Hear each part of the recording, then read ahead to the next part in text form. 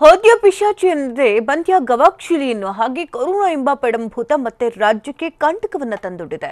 ದಿನದಿಂದ ದಿನಕ್ಕೆ ಹೊಸ ಕೇಸ್ಗಳ ಸಂಖ್ಯೆ ಜನರನ್ನ ಬೆಚ್ಚಿ ಬೀಳಿಸ್ತಾ ಇದೆ.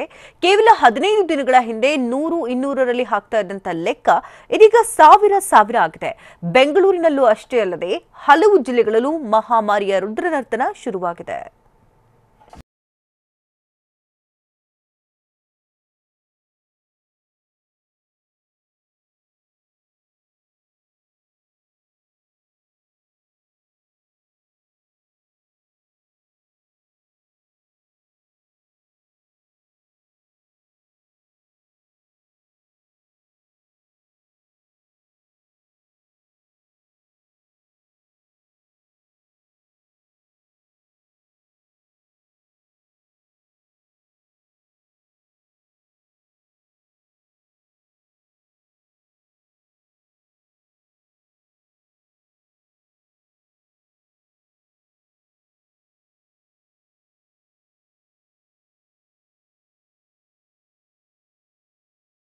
ರಾಜ್ಯದಲ್ಲಿ ಅಕ್ಷರಶಃ ಕೊರೋನಾ ಗುಪ್ತಗಾಮಿನಿಯಾಗಿ ಹರಡ್ತಾ ಇದೆ.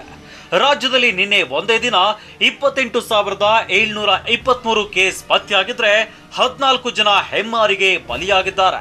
ಇದರಲ್ಲಿ ಬಹುಪಾಲು ಅಂದ್ರೆ 70%ಕ್ಕೂ ಹೆಚ್ಚು ಸೋಂಕುಗಳು ಕಂಡು ಬರ್ತಿರೋದು ರಾಜಧಾನಿ ಬೆಂಗಳೂರಿನಲ್ಲೇ. ಈ ಮೂಲಕ ರಾಜ್ಯದಲ್ಲಿ 1,40,40,000ಕ್ಕೂ ಹೆಚ್ಚು ಆಕ್ಟಿವ್ ಕೇಸ್ಗಳಿವೆ. Positivity rate 12.98%.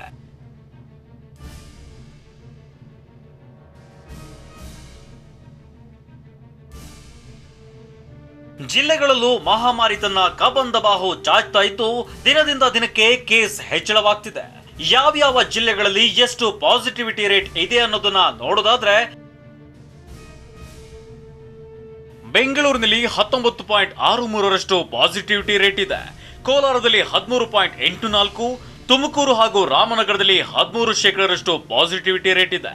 ರಾಯಚೂರಿನಲ್ಲಿ 10.09, ಧಾರವಾಡದಲ್ಲಿ 10.07, ಬೀದರ್ನಲ್ಲಿ 10.01ರಷ್ಟು ಪಾಸಿಟಿವಿಟಿ ರೇಟ್ ಇದೆ.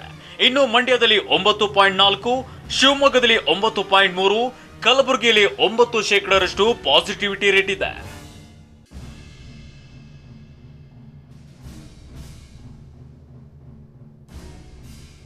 ಇದಿಷ್ಟೇ ಅಲ್ಲ, ರಾಜ್ಯದ ಇತರೆ ಜಿಲ್ಲೆಗಳಲ್ಲೂ ಕೊರೋನಾ ವೇಗವಾಗಿ ಪಸರಿಸುತ್ತಿದೆ.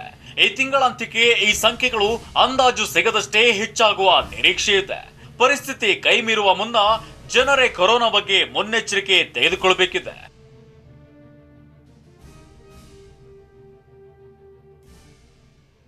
Bureau report, ಟಿವಿ9.